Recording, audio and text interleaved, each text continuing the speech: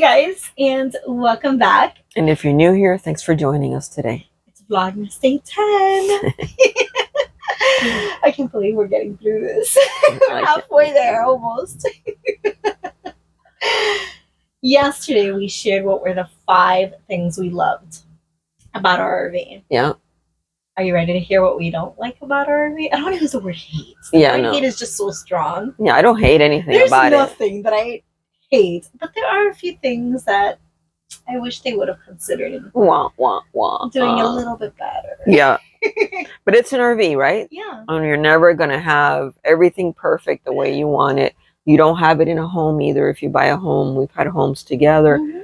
Mm-hmm. You have to be good with, I don't know, your main list, I guess. Right. And our main list was more than fulfilled in this one. Oh, no doubt. Yeah. Absolutely. So these are the things that we're kind of like, I wish they would have thought it through. Do you want me to kick it off? Sure, if you remember. Absolutely. Okay. I'm going to kick it off. You guys know I love cooking, especially if you follow me on IG, because I share a lot of my cooking in stories. And I'm constantly getting requests to cook on YouTube. But the counter space, the lack of counter space in the kitchen.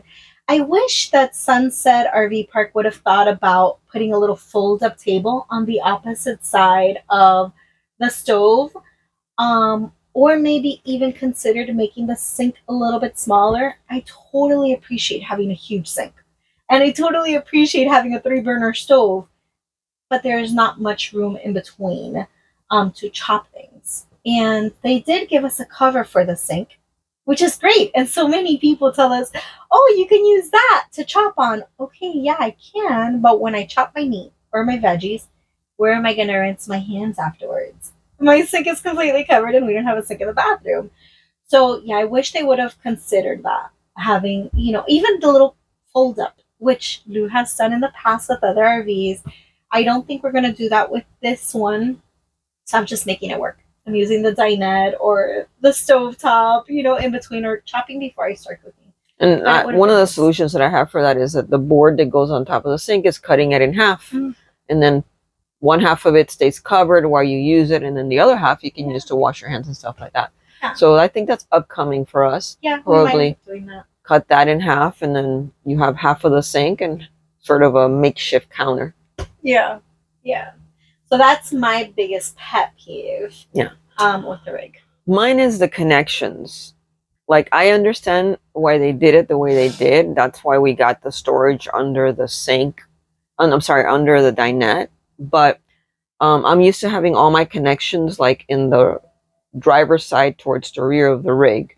And so right now, the way this rig works, and I'm appreciative of some of the thoughtfulness they put in it, and I'm getting used to it. But so I have the sewer connection on the driver's side rear, as it normally is. But then I have the water all the way in the front. The water connection is all the way in the front. And that's because our tank is right underneath here.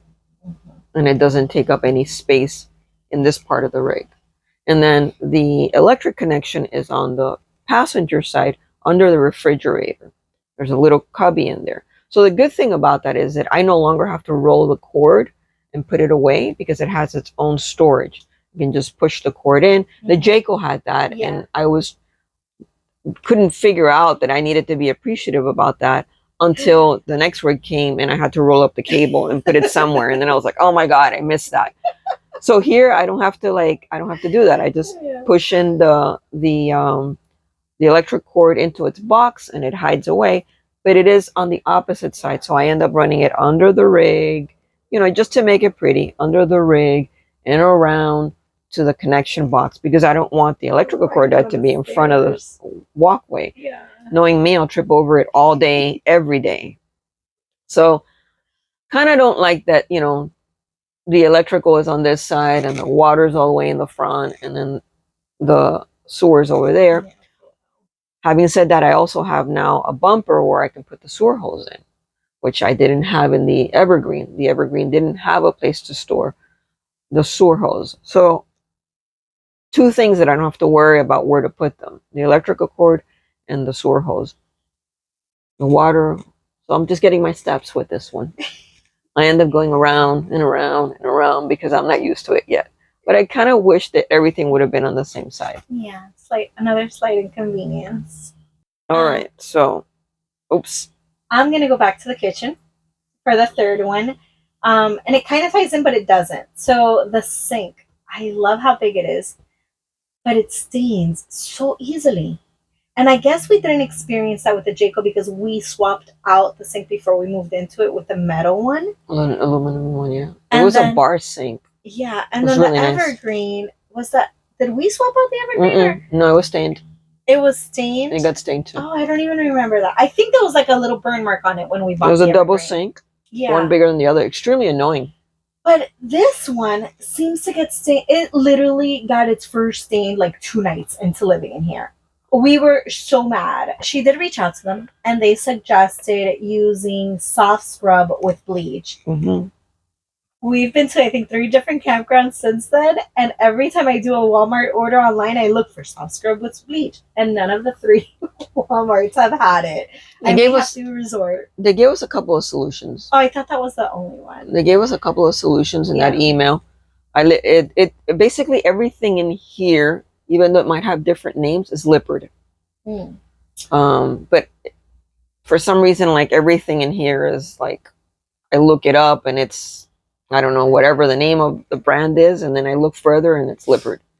Yes, so I do have to find that. Maybe I'll resort to buying it online, and I'm crossing my fingers that it really does work, because while that first thing happened on day 2, we've now been in here for a little bit over a month. Yeah, like 6 weeks. Yeah, and there's stains all over that sink, and it's really disappointing. I do not like that at all. Yeah. And we're definitely not going to swap it. It's huge. No. I mean, eventually down the road, if it becomes like, unusable, we'll have to end up swapping it. I'd rather not, because this one's not easy to swap, but yeah, it's really big. Yeah. And if we go smaller, then we have to also swap the counter. So it's a lot of work, and we want to not do as much work as we did in the Jayco. Yeah, we absolutely love this rig. And I just want to make the best out of everything that's in here. So yeah, I'm not happy with that sink staining. So the other thing, and this is something that we didn't think we were going to experience, but this rig is like sort of over-engineered, and I appreciate that. And it came with solid steps. So for those of you that might not be familiar, the solid steps are the ones that fold into your door, not under your door, like an accordion, stack, stack, stack, and it folds under, which are most of the RVs are like that. This one's the one that it has the steps and it just folds down, and then it has 2 little legs that you release to sort of level out. And I've been looking for those steps in a rig. I was even willing to buy them and add them to the Jayco. I couldn't do it because they didn't sell them small enough for the Jayco. Yeah, you reached out to Lippert directly. Yeah, I reached out to Lippert directly, and they were like, no, the smallest ones we have don't fit your rig. So when we saw that this one had the solid steps, we were super stoked on that. Like, super stoked. Oh, we got upgraded steps instead of having to put something under to, help the weight. Yeah, because they just feel, some of the RV steps that you, that accordion out, they feel kind of wonky sometimes, and I get the sensation that it's going to be like, your weight's going to pull it off of the RV. So the solid steps not only get rid of that feeling, but they're also, that's why they're called solid steps. They feel very solid. They're like all the way down to the ground. They're big steps, so you can put your entire foot down and walk in and out. Having said that, oh my gosh, we didn't know that there's this situation with those steps where it links to the door. This is the edge of when you open the door, and the steps are kind of like that. Yeah. And then they come up and they do this L section that lays on there. That has to be completely flat when you bring them out, or else your door won't close over it. So if the ground that you're putting the steps on is too high and it lifts it a little bit, your door doesn't close. So you have to maneuver the rig in a way that the steps will go all the way down so that your door will open and close. This is now a challenge in setting up. This is a new challenge setting up the rig. When we arrive and I managed to back in and frustrate the hell out of Angie. because it has to be perfectly straight and it has to be perfectly near the pad. I don't know why, but it does, or else I'm not happy with myself. The next thing is, usually the next thing after that's done is that we open the door and Angie comes in with the girls and she starts to sit up. Well, that is no longer the case. It's not. It's no longer the case. The next thing is, a lot of waiting. do the steps level off or not? Because if they don't, well, we got to figure it out before we do anything else. So while the steps are extremely secure, yeah, and they feel really good coming in and out, they do. I want the other ones again. By all means, Lipper, take these back. I'll take one of the little accordion ones because, you know, it's not just setting up, but breaking down too. yeah, She can't like hitch the trailer yeah, while the steps are down. Yeah. And Yeah. that's something we would do the night before. Yep. And it's just too much of a trouble. Yeah. So it is kind of like a pain. I didn't even remember that part. Yeah, You're right. yeah. I can't even hitch up because if I raise the tongue, then the steps will start moving up this way. That part that has to be flat will start to come up, and then the door won't be able to open or close. yeah. It'll just jam the door in. So yeah, now I can't hitch up at night like I normally do. I have to hitch up in the morning. Yeah, we gotta. It's delaying our breakup. It's delaying our setup, and then it's inconvenient when you first arrive trying to Yeah. find a way to level it Yeah. out. I like the sturdiness, Yep. but I would take the accordion steps any day. I would too. Twice on Sunday. I would too. As a matter of fact, it's something that keeps lingering in my mind of like, should I change it? Who knows? Stay tuned and find out. That was a lot of talk of the steps. The next thing is, that's it. Those are our 5. The placement of the connections, the stains in the sink, the oh no, we have one more. The solid step, the countertops, and then the closet door. The closet door. So, again, just a little inconvenience. There's nothing that we hate, but we had to think of something to say, you know, they could have done better. And this is something they could have done better with. I don't know if the whole video can catch it, but we can't open the wardrobe doors all the way. It hits the valance. So you can only access your closet like halfway through. You gotta squeeze in. Not really halfway. I'd say like 3/4 of the way. Yeah. So, and that's for both doors. Yep. You can't really open up your closet door because it crashes into the valance on both sides, so you don't have the comfort to just open it, reach in and grab what you want. You have to like angle yourself to the side. Yep. And be uncomfortable there looking for what you need or want. So I'm going to take off the valance. I don't want you to take off the valances. We are not doing curtains. I actually like these. We are keeping these. And the bonus There's for this one. things we don't like. This one's just for me.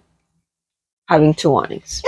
So you remember the last video, I was like, I'm shocked she picked that. She doesn't like having 2 awnings. She likes the lights on both sides, but she doesn't like having 2 awnings. I don't like having 2 awnings because it's so much responsibility.